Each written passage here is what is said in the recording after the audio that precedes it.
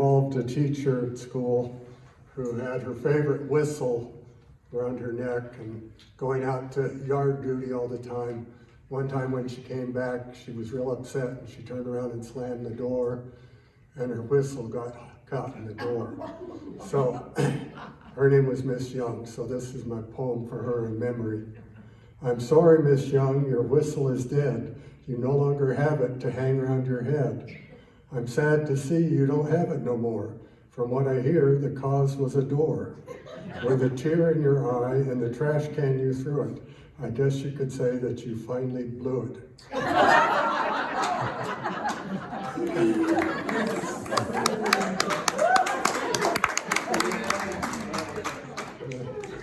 The second one was a retirement poem for a kindergarten teacher that was really special to us.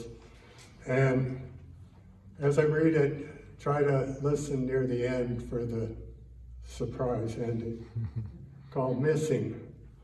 When you retire from kindergarten, I'm sure you'll miss the belching and farting. You'll probably miss the ones who are shy, the ones that always complain and cry. You'll surely miss the yelling and the slamming of doors. You'll miss the bad language and the stains on the floors. You'll probably miss those with outrageous clothes, the one that grins with a runny nose. You'll miss the ones that just sit and drool. Yes, I guess you'll miss the teachers at Del Rio School.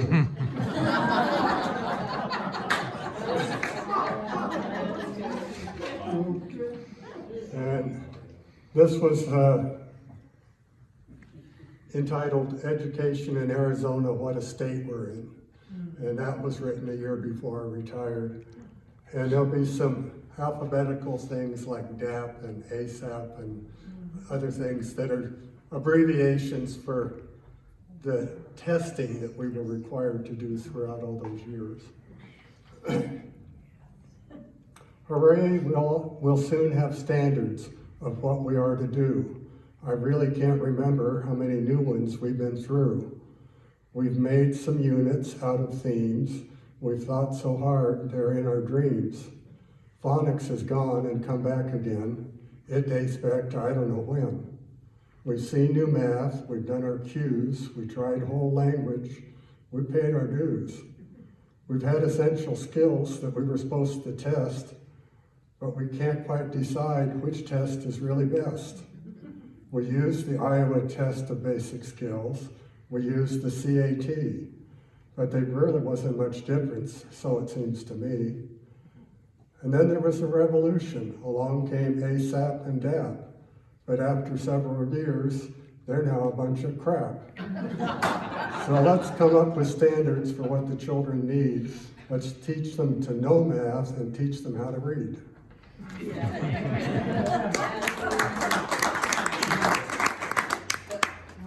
And this was one that, while I was still teaching, I was balding up here. I still had a pretty good amount of hair here. And one time I helped a little girl who was a kindergartner coming out in the winter weather with a long overcoat she couldn't zip up. So I bent way over and helped her start to zip up her coat. And she patted me on the shoulder and said, "You're getting bald-headed up there." That's when I wanted to fit it. So this concerns that thing that most men have to experience. It's called, This Little Head of Mine, I'm Gonna Let It Shine. As men grow older, some of them dread facing the mirror and finding a gray hair on their head. But some men are blessed. They can face each morning undistressed. They face each day without a care. They don't have to worry what to do with their hair. They need not decide how they should comb it. It isn't a problem since the hair isn't there. You'll save money and time and soon realize how much was wasted on haircuts and hair dyes. So loss of hair is nothing to dread. What's most important is what's inside your head. So start each day feeling just fine since your face and your head will both have a nice shine. And this is a new one that I hadn't planned on doing. It just came to me last week. And as far as what motivated it, our intersections class and all the talk about the earth and what we're doing to it. And then I've been hearing a lot of 60s and 70s music on the radio.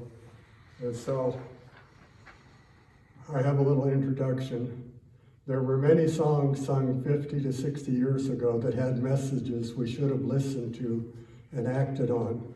Some examples are Big Yellow Taxi by Joni Mitchell, which references paving paradise and putting in a parking lot, and putting trees in a tree museum and charging $1.50 to see them. But the main theme was that you don't know what you got till it's gone.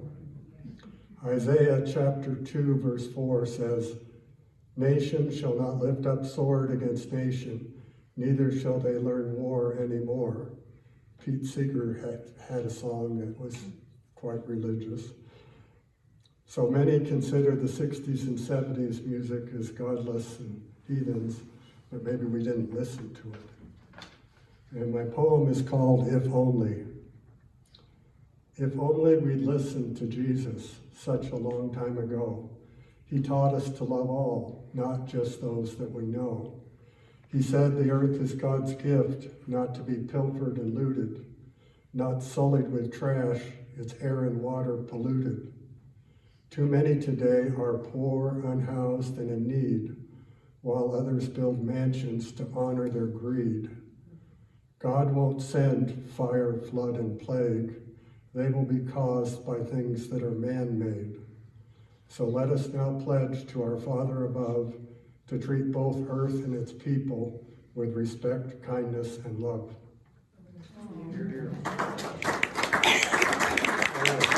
Sorry, I probably took more than 4 No, it's all minutes. good.